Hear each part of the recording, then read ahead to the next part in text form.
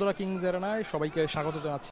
আজকে হামজা চৌধুরীর স্বপ্ন পূরণের দিন বলা চলে।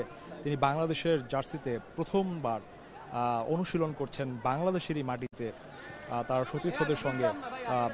4 থেকে 5 বছর আগে তিনি তার সঙ্গে যে প্রক্রিয়া, তাকে জাতীয় দলে খেলানোর ব্যাপারে যে প্রক্রিয়া, সেই প্রক্রিয়া বাফুফে শুরু করেছিল। কয়েক বছর পর এসে সেই প্রক্রিয়া সম্পন্ন হওয়ার পর তিনি বলতে গেলে অনেক জল্পনা কল্পনার অবসান ঘটিয়ে তিনি কিন্তু জাতীয় দলে খেলার সুযোগ পেলেন বাংলাদেশের জার্সি গায়ে। তো প্রথমবার আজকে তিনি অনুশীলন করছেন। স্বাভাবিকভাবেই তাকে নিয়ে মানুষের উন্মাদনা অনেক বেশি।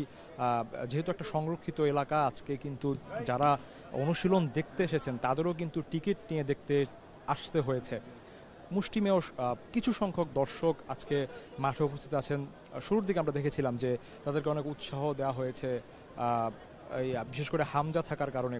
হামজাকে নিয়ে সবার মুখে আমরা অনেক স্লোগান শুনেছি যে হামজা বাংলাদেশের জার্সিতে খেলবেন। খুব বেশি দিন বাকি নেই, 1 সপ্তাহ বাকি নেই। আগামী 25 মার্চ বাংলাদেশের ম্যাচ ভারতের বিপক্ষে। সেই ম্যাচেই বাংলাদেশের জার্সি গায়ে হামজার অভিযোগ ঘটবে। তিনি বাংলাদেশে এসে কিন্তু জানিয়েছিলেন যে 8 নম্বর জার্সি তার পছন্দের। সেই 8 নম্বর জার্সি পরেই কিন্তু আজকে তিনি অনুশীলন করছেন, সেটা আমরা দেখতে পাচ্ছি। অর্থাৎ আমরা ধরে নিতে পারি, অনেকটা নিশ্চিত বলা যায় যে জার্সি গায়ে যে অভিষেক হবে, যে অ্যাওয়ে জার্সি তিনি পরবেন, সেটাও নিঃসন্দেহে 8 নম্বর হিসেবেই থাকবে। অবশ্যই আজকে আমরা দেখেছি যে হাবিয়ার কাবরেরা তিনি কথা বলছিলেন যে হামজাকে কোন জায়গাটাতে তিনি খেলাবেন।